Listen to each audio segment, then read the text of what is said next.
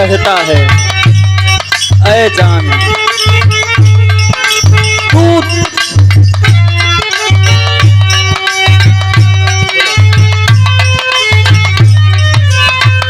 चल जईबू तब बोला जी अब कैसे हो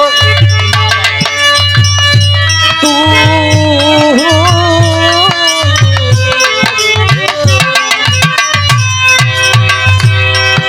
चली जईबू तब बोला जी अब कैसे हो कर दिया जुदाई कर साहब बोला कैसे हो भैया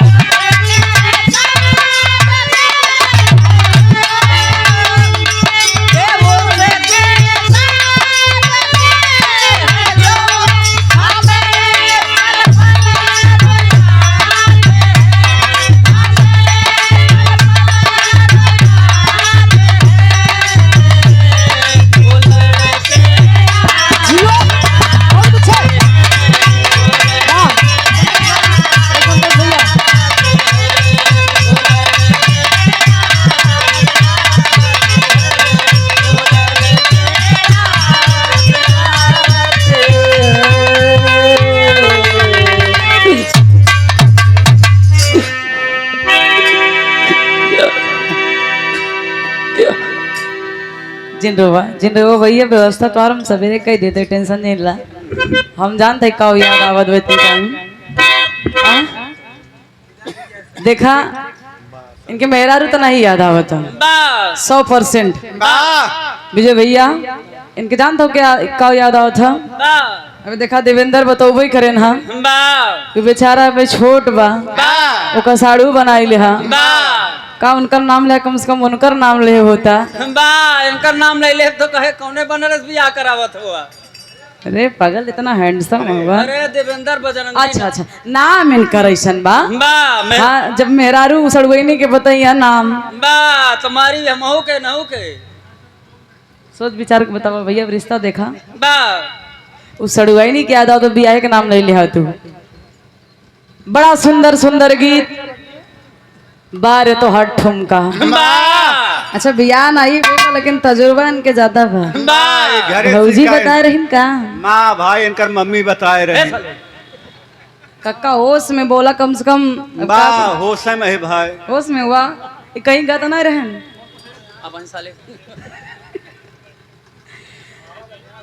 बड़ा प्रकार के घूंघट बता देला।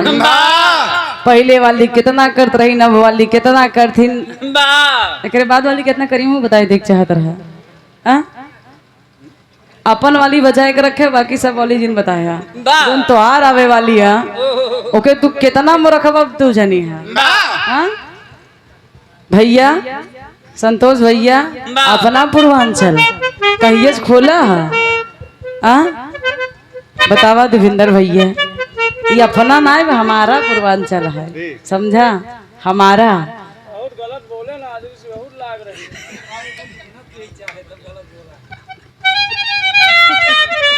बड़ा बढ़िया बढ़िया गीत नया नया भोजपुरी वो मोहे से और कहाँ सुनोइया रहा तुम काने से ना जी अब तोरा बिना यजुए बुझाइल बा सोच सोच के बात रोवा गनगनाइल बा। ओकर पहला प्रेमी डंडा लेके आइल बा। आई सही बात होगा ये टाइल्स वाली बात याद करा दिया भैया। बड़ी बढ़िया बढ़िया गीत और दादा माई बाबूक सब होइया बहुत बढ़िया डांस जैसे लगे कोमरिया फिर भाला चलत हो। डांस वांस आजकल प्रैक्टिस होता लेकिन कम होई के बा आज पूरा ना भर रहा है। बहुत बढ़िया बढ़िया गीत संगीत के आप लोग आनंद लिया। गीत गौलन का जाने दे शहर वाली आन आन के बलमुआ के सेज सुतावई अपने बलम के बिछाई दे तो का कैसे पता चला? दा शहर वाली जोन जोन काजल लगावत है लक्ष्मी आ? का। अच्छा ये आप लोग समझदार हुआ।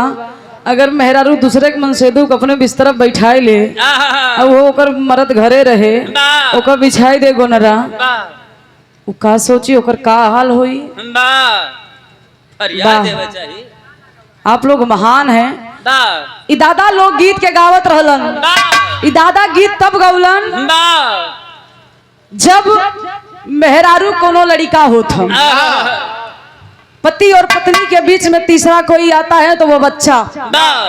मेहरारू अपने मर्द के बियाह से जब बियाह होता जब तक ओकरा लड़का नहीं रहत तब तक कहे हमार जानू है, हमार सोना है, हमार बाबू है, हमार पोपो है। ये पोपो कौन बीमारी है? बा जब मेहरारू माया थी तब कहा थी के तो के बताए सा? ई मास्टर साहब ए बतिए बताओ। ये पोपो कौन बीमारी के नाम हम बता दम के जान नहीं ले से पूछ ले हम के बता दम हम जान जाई बतावा के का कहत पोपो। कौन बतावा बतावा। मास्टर हाँ बहुत मायार मारत है। अच्छा बा इनका मेहरारू है करत है। एक कहत है जेकर मेहरारू मारत है ओकर वही पोपो कहत है। बा ये तजुर्बा है इनकर। तो दोनों जने पाए हुए यहाँ का लागत बा? ये तजुर्बा है इनकर। हाँ तजुर्बा बोलता है।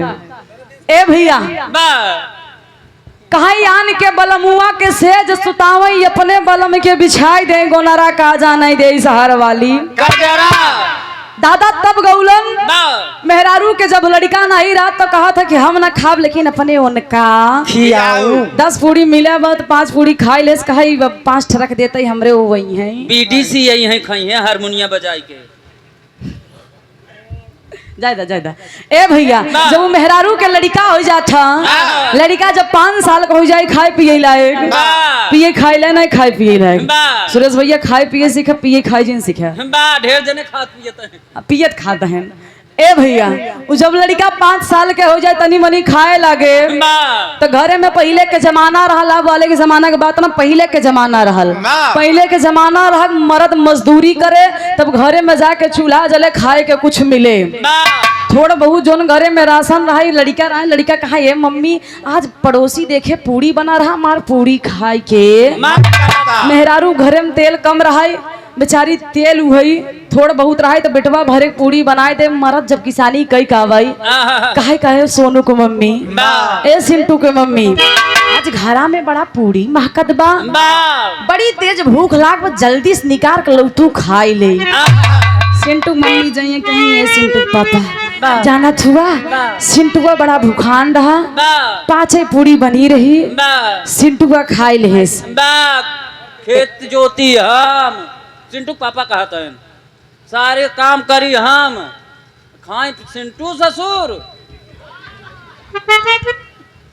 अच्छा मरद जब ओकरे गुस्सा लागे तो कहबे न करी ना तो दिन भर खेती में हम मरत हई किसानी करी हम मेहनत करी हम खेत जोती हम। अरे हो ये किसानी हाँ हुआ है। हाँ मरद आवे घरे में काहे बतावा तू बैठा के घरे में ठुसवावत हो खाए ही तब वही मरद कहेस कि आन के बलमुआ के पूरी मिठाई अपने बलम के भेवाई दे बजरा उ सिंटुआ बियाह होई जब सयान हो बियाह होई केहू के दुल्हा बने दूसरे के मनसेदू कितना सेवा